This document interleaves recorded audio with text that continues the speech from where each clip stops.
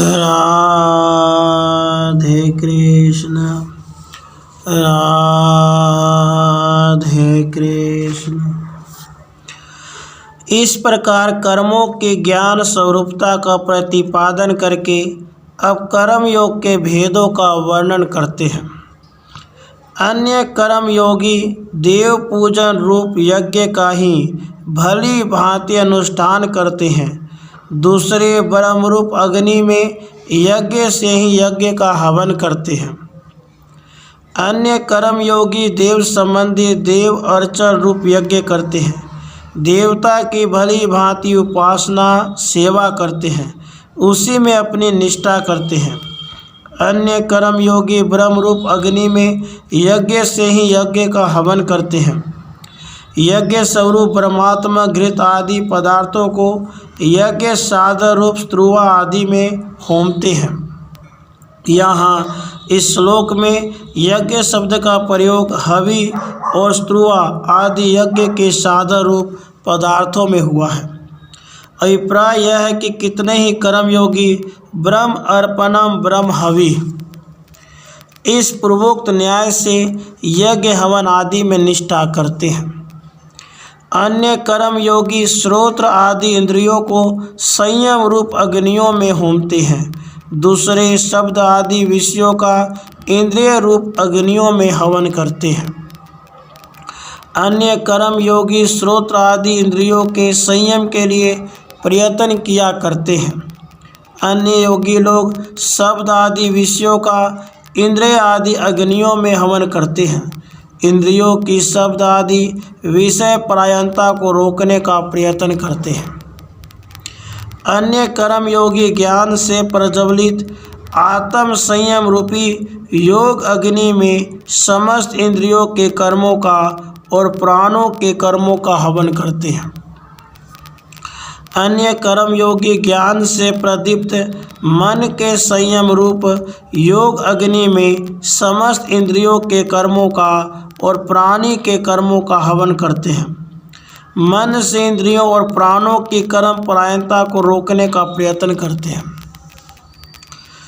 दूसरे यत्नशील और संसित व्रत दृढ़ संकल्प वाले कर्मयोगी द्रव्य यज्ञ करने वाले, वैसे ही कई व्रत आदि रूप तप रूप यज्ञ करने वाले, कई योग तीर्थ सेवन रूप यज्ञ करने वाले हैं और दूसरे कई स्वाध्याय यज्ञ वेदाध्ययन और ज्ञान यज्ञ का अनुष्ठान करने वाले हैं। कितने ही कर्मयोगी द्रव्य यज्ञ करने वाले होते हैं। न्याय से धनोपार्जन करके उसे देवार्चन में लगाने का प्रयत्न करते हैं। कितने ही दान में, कितने ही यज्ञों में और कितने ही होम में द्रव्य लगाने का प्रयत्न किया करते हैं। ये सभी द्रव्य यज्ञ करने वाले हैं। कितने ही तप यज्ञ करने वाले हैं।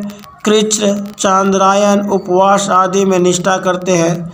दूसरे कई लोग यज्ञ करने वाले हैं, पवित्र तीर्थों में पवित्र स्थान प्राप्त करने में निष्ठा करते हैं।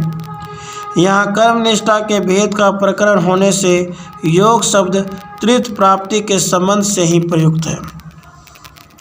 कितने ही स्वाध्याय के अभ्यास में लगे रहते हैं, कितने ही उसके अर्थ ज्ञान के अभ्यास में नियुक्त रहते हैं। ये सभी यति यत्नशील और संसित वर्ती दृढ़ संकल्प वाले होते हैं। अन्य कई नियतहारी प्राणायाम परायण पुरुष प्राण का अपान में, दूसरे अपान का प्राण में और अन्य कई प्राण अपान की गति को रोककर प्राणों का प्राणों में हवन करते हैं। ये सभी यज्ञ को जानने वाले हैं और यज्ञों द्वारा पापों का नाश कर डालने वाले हैं। अन्य कर्मयोगी प्राणायाम में निष्ठा करने वाले होते हैं। वे पूरक, रेचक और कुंभक के भेद से 3 प्रकार के होते हैं। अपान में प्राण का हवन करते हैं या पूरक है, प्राण में अपान का हवन करते हैं या रेचक है और प्राण अपान की गति को रोककर प्राणों का प्राणों में हवन करते हैं या कुंभक है। नियताहारा यह पद तीनों प्रकार के प्राणायाम परायण पुरुषों से संबंध रखता है। द्रव्य यज्ञ से लेकर प्राणायाम पर्यंत जो अपने द्वारा किए जाने वाले कर्मयोग के भेद हैं, उनमें लगे हुए सभी लोग पहले सहयज्ञ प्रजा सृष्टा इस प्रकार बतलाए हुए महायज्ञ सहित नित्य नैमित्तिक कर्म रूप यज्ञ को जानने वाले हैं, उसमें निष्ठा रखने वाले हैं और इसी कारण पापों का नाश कर डालने वाले हैं। यज्ञ से बचे हुए अमृत को खाने वाले कर्मयोगी सनातन ब्रह्म को प्राप्त होते हैं। कुरुश्रेष्ठ अर्जुन, यज्ञ रहित पुरुष का यही लोक नहीं है, तब दूसरे मोक्ष की तो बात ही कहाँ। जो यज्ञ से बचे हुए अमृत को खाकर शरीर धारण करते हैं, वे कर्म योग में लगे हुए पुरुष ही सनातन ब्रह्म को प्राप्त होते हैं। यज्ञ रहित मनुष्य को महायज्ञ आदि सहित नित्य नैमित्तिक कर्म न करने वालों को यह लोक प्राकृत साधारण लोक भी नहीं मिलता। उसके प्राकृतिक लोक से संबंध रखने वाले धर्म, अर्थ और काम रूप पुरुषार्थ भी सिद्ध नहीं होते। फिर इनसे भिन्न मोक्ष रूप पुरुषार्थ की तो बात ही क्या है।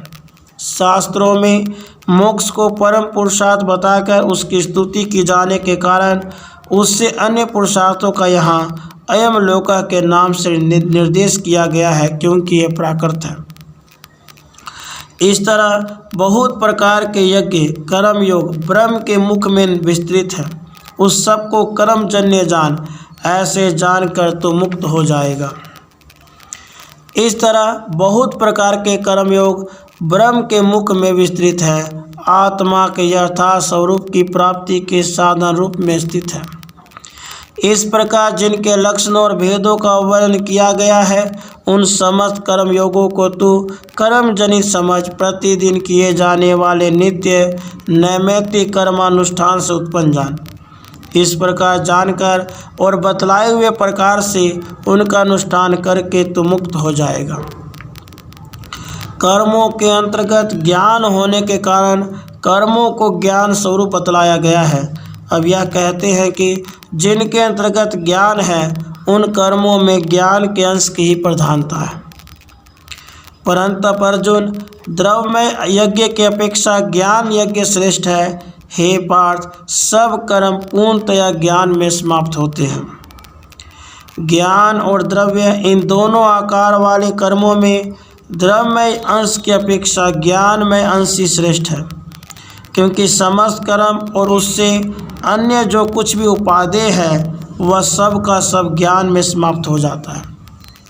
इस प्रकार समस्त साधनों से प्राप्त होने वाले उस ज्ञान को कर्मों के अंतर्गत मानकर जब उसका अभ्यास किया जाता है, तब वह ज्ञान अभ्यास करते करते क्रमशः प्राप्त होने योग्य दशा में आ जाता है। उस ज्ञान को तू तत्वदर्शी ज्ञानियों से सीख। वे तत्वदर्शी ज्ञानी दंडवत प्रणाम करने से, जिज्ञासु भाव से प्रसन्न करने से और सेवा करने से तुझे उसका उपदेश करेंगे। अविनाशी तू सतविधि यहाँ से लेकर ऐसा ते भी हिता यहाँ तक जिस ज्ञान का मेरे द्वारा उपदेश किया गया है, उस आत्मविषय ज्ञान को तुझे मेरे बतलाए हुए कर्मों को करते करते उस ज्ञान के परिपक्व होने का योग्य समय आने पर प्रणाम, प्रश्न और सेवा करके ज्ञानी पुरुषों से विस्तार पूर्वक जानना चाहिए। वे आत्म स्वरूप का साक्षात्कार किए हुए ज्ञानी जन प्रणाम आदि के द्वारा सेवा की जाने पर ज्ञान की जिज्ञासा से भली भांति प्रश्न करते ही तेरा आशय समझकर तेरी सच्ची जिज्ञासा जानकर तुझे ज्ञान का उपदेश करेंगे। आत्मा के यथार्थ स्वरूप साक्षात्कार रूप ज्ञान के लक्षण बतलाते हैं। जिस ज्ञान को जानकर अर्जुन तो फिर इस प्रकार के मोह को प्राप्त नहीं होगा, जिससे समस्त भूत प्राणियों को पहले अपने आत्मा में और फिर मुझ में देखेगा। जिस ज्ञान को जान लेने पर फिर ऐसे शरीर आदि में आत्माभिमान रूप और उससे होने वाले ममता आदि दोषों के स्थान रूप मोह को प्राप्त नहीं होगा, तथा जिससे देव, मनुष्य आदि रूप में पृथक पृथक अस्तित्व हुए सही प्राणियों को अपने आत्मा में ही देखेगा। क्योंकि प्रकृति के संसर्ग से छूटे हुए अन्य जीवात्माओं की और तेरी ज्ञान विषयक एकरूपता होने के कारण उनके साथ समता है। प्रकृति के संसर्ग दोष से छूटे हुए सभी आत्माओं का स्वरूप सम है। यह बात निर्दोष सम ही समम ब्रह्म इस प्रकार आगे कहेंगे भी। फिर तू सही भूत प्राणियों को अशेष रूप में मुझ में देखेगा, क्योंकि परिशुद्ध समस्त आत्म वस्तु की मेरे स्वरूप से भी समता है। यह बात इदम ज्ञान मुपाश्रित्यम मम साधन में मागता इस श्लोक में कही जाएगी ही। तथा उस समय ज्ञानवान पुरुष पुण्य पापों को धोकर निर्मल हो जाने पर परम पुरुष की समता पा जाता है। इत्यादि श्रुति वाक्यों में भी नाम रूप से सर्वथा मुक्त आत्म वस्तु की परम पुरुष के स्वरूप के साथ समता पाई जाती है। अतएव यह सिद्ध होता है कि प्रकृति से मुक्त समस्त आत्मवस्तु परस्पर सम है और सर्वेश्वर परम पुरुष के साथ भी उसका साम्य है। यदि तू सब पापियों से ही बढ़कर पाप करने वाला है तो भी इस ज्ञान की नौका के द्वारा समस्त पापों को तर जाएगा। यदि तू सब पापियों से अधिक पाप करने वाला है तो भी समस्त पूर्व अर्जित पाप रूप समुद्र से आत्म विषय ज्ञान रूपी नौका के द्वारा सर्वथा पार हो जाएगा। हे अर्जुन, जैसे प्रज्वलित अग्नि ईंधन को भस्म कर देती है, वैसे ज्ञान अग्नि सारे कर्मों को भस्म कर देती है। पूर्ण रूप से बढ़ी हुई अग्नि जैसे ईंधन के ढेर को भस्म कर देती है, वैसे ही आत्मा के यथार्थ स्वरूप विषय ज्ञान रूप अग्नि जीवात्मा में स्थित अनादिकाल से प्रवृत्त अनेकों कर्म संचयों को भस्म कर देती है। निसंदेह जगत में ज्ञान के समान पवित्र अन्य कुछ भी नहीं है। योग के द्वारा संसिद्ध होकर पुरुष समय पर उसे स्वयं आत्मा में ही पा लेता है, क्योंकि आत्मा के समान पवित्र शुद्ध करने वाली जगत में अन्य कोई वस्तु है ही नहीं। आत्मज्ञान में ऐसा सामर्थ्य है, इसलिए आत्मज्ञान समस्त पापों का नाश कर देता है, यह अभिप्राय है। इस प्रकार के उस ज्ञान को साधक उपदेशानुसार प्रतिदिन अनुष्ठान किए जाने वाले ज्ञानाकार कर्म योग के द्वारा संसिद्ध होकर समय समय पर अपने आप ही अपने आत्मा में पा लेता है। उसी बात को स्पष्ट करते हैं, श्रद्धावान तत्पर एवं जितेंद्रिय पुरुष ज्ञान को पाता है और ज्ञान को पाकर फिर तुरंत ही परम शांति को प्राप्त हो जाता है। जो श्रद्धावान पुरुष इस प्रकार उपदेश के द्वारा ज्ञान को पाकर फिर उस उपदिष्ट ज्ञान की वृद्धि के लिए तत्पर होता है, उनमें मन को नियुक्त करता है और उससे अन्य विषयों की ओर इंद्रियों को नहीं जाने देता, वह शीघ्र ही पूर्वोक्त लक्षणों से युक्त विपाक दशा को प्राप्त हुए ज्ञान को पा जाता है और इस प्रकार के ज्ञान को पाकर शीघ्र ही परम शांति को जा पहुंचता है, परम निर्वाण को प्राप्त हो जाता है। अज्ञानी और अश्रद्धालु संशय आत्मा मनुष्य नष्ट हो जाता है। उस संशय आत्मा के लिए न यह लोक है, न सुख है और न परलोकी है।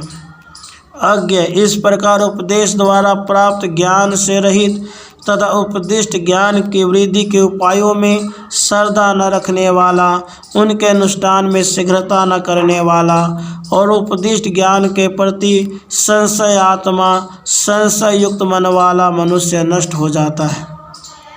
इस आत्मा के यथार्थ स्वरूप विषयक उपदिष्ट ज्ञान में संदेह रखने वाले को न तो यह प्राकृत साधारण लोक मिलता है और न परलोक ही।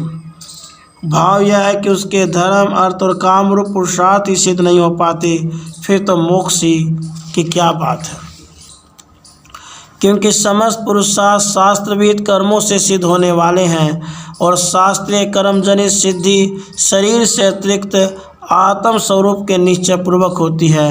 अतः आत्मा के संबंध में संशयुक्त मनुष्य तनिक से भी सुख का भागी नहीं हो सकता। योग के द्वारा त्यागे हुए ज्ञानाकार बनाए हुए कर्मों वाले ज्ञान के द्वारा कटे हुए संशयों वाले और आत्मान पुरुष को हे धनंजय कर्म नहीं मानते। इस प्रकार बतलाए हुए कर्म योग के द्वारा जिसने कर्मों का संन्यास कर दिया है, कर्मों को ज्ञान स्वरूप बना लिया है, तथा उपदिष्ट आत्मज्ञान के द्वारा जिसने आत्मा के विषय में अपने संशय को भली भांति काट डाला है, ऐसे आत्मवान मनस्वी पुरुष को उपदिष्ट सिद्धांत में मन को दृढ़ता के साथ स्थिर रखने वाले पुरुष को बंधन के हेतुभूत प्राचीन अनंत कर्म नहीं बांधते। इसलिए ज्ञान से उत्पन्न हृदय में स्थित इस संशय को आत्मज्ञान रूप खंग के द्वारा काट कर, हे भारत, तो कर्म योग में ही लग जा और उठ खड़ा हो। इसलिए अनादि ज्ञान से उत्पन्न और हृदय में स्थित आत्मविषयक संशय को मेरे द्वारा उपदेश किए हुए आत्म ज्ञान रूप तलवार से काटकर मेरे द्वारा उपदिष्ट कर्म योग में स्थित हो और भारत उसके लिए उठकर खड़ा हो जा। इस प्रकार श्रीमान भगवान रामानुजाचार्य द्वारा रचित गीता भाष्य के हिंदी भाषा अनुवाद का चौथा अध्याय पूरा हुआ। राधे कृष्ण, राधे कृष्ण।